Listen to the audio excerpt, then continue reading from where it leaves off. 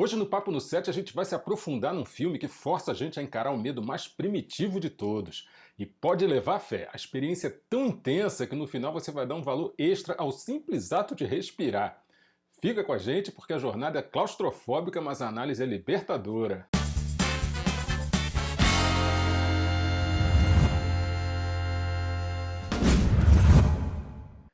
Fala galera do bem, e é isso!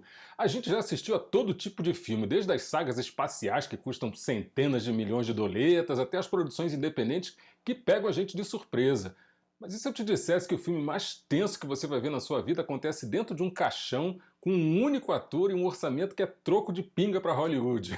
É isso aí, estamos falando de Buried, ou Enterrado Vivo aqui no Brasil. Um thriller que enterra a gente junto com o protagonista e força a gente a encarar o medo mais ancestral de todos. A premissa de tão simples é tão genial que chega a dar raiva.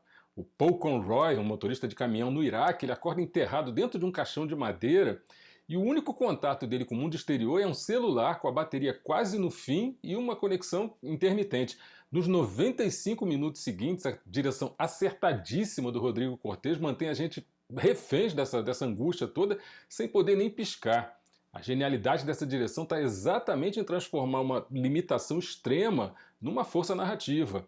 O caixão não é só o cenário, ele é um personagem, ele é quase um antagonista. A falta de espaço ali, a escuridão absoluta, obrigam a gente a focar na única coisa que importa nessa bagaça toda, que é o rosto do Ryan Reynolds. E é aqui que a gente precisa dar os parabéns pro cara. Esquece o mercenário bocudo, a autoironia e aquele sarcasmo todo do Deadpool, porque em Enterrado Vivo ele entrega uma atuação crua, visceral e que carrega o filme nas costas. Cada gota de suor, cada lágrima, cada suspiro de desespero é real. A gente sente o pânico do Paul, a frustração, a esperança e, por fim, a resignação.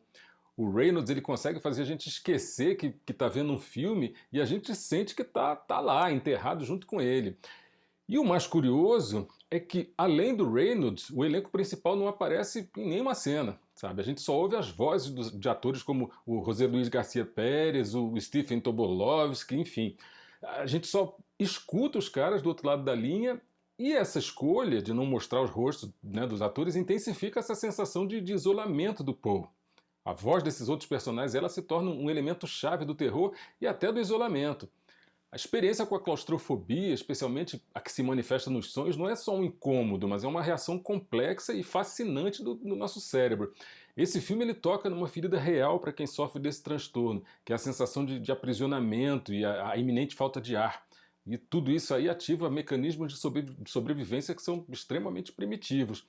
A claustrofobia, na verdade, é uma fobia específica, ou seja, é um medo irracional e desproporcional diante de uma situação ou de um objeto. Do ponto de vista neurológico, essa reação não é uma invenção da nossa mente, mas é um sinal de alarme ativado por pequenas estruturas cerebrais muito antigas e que são essenciais para a nossa sobrevivência. O principal ator nesse drama cerebral é a amígdala, né, que fica localizada no lobo temporal e que tem a função crucial de processar e interpretar as emoções com foco assim, especial no medo. Quando você se depara aí com um espaço fechado ou sonha com ele, a amígdala entra em ação, interpreta essa situação como uma ameaça e dispara uma série de reações em cadeia.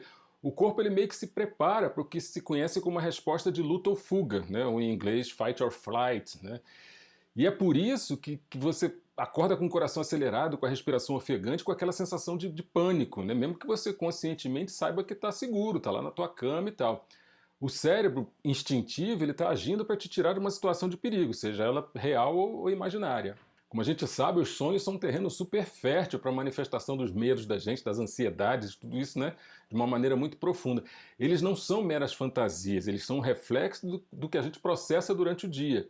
Para quem sofre de claustrofobia, a mente pode usar a noite para reencenar situações ali que causam ansiedade. O caixão do filme, por exemplo, é a representação máxima desse medo, é um símbolo perfeito para a fobia que a gente tem. E outra coisa interessante é que essa experiência ela não é isolada. A claustrofobia ela afeta uma parte bem significativa da população. E entender os mecanismos científicos é o primeiro passo para lidar com ela.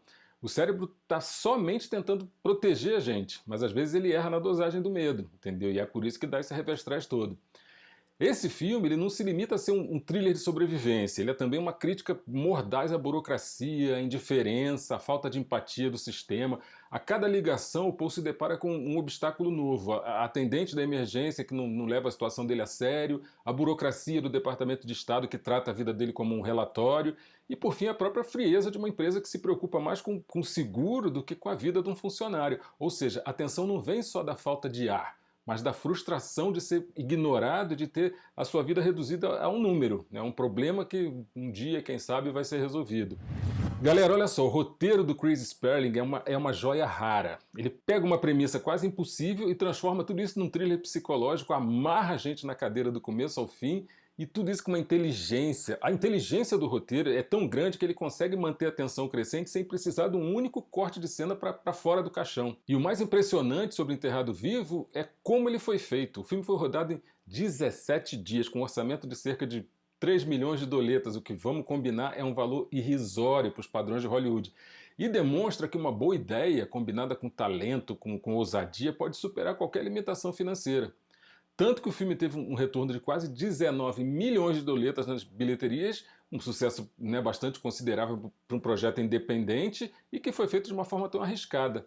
Apesar de não ter recebido grandes prêmios da Academia, o filme recebeu um carinho especial da crítica especializada que elogiou pra caramba a direção inovadora do Cortez, a atuação do Ryan Reynolds, que foi perfeita.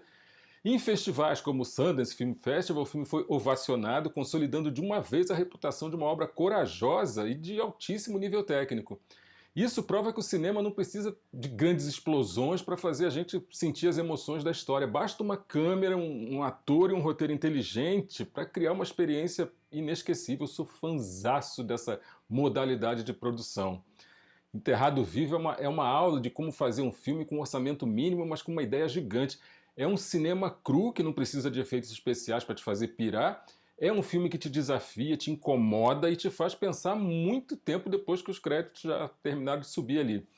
Se você quer uma experiência cinematográfica que vai te deixar sem fôlego, literalmente, esse filme é a pedida. Não é um filme para assistir comendo pipoca, dando risada, claro que não é. É para observar, é para pensar e, acima de tudo, é para respirar fundo no final, completamente agradecido porque tu tá do lado de fora do caixão. E a gente se vê no próximo set. Corta!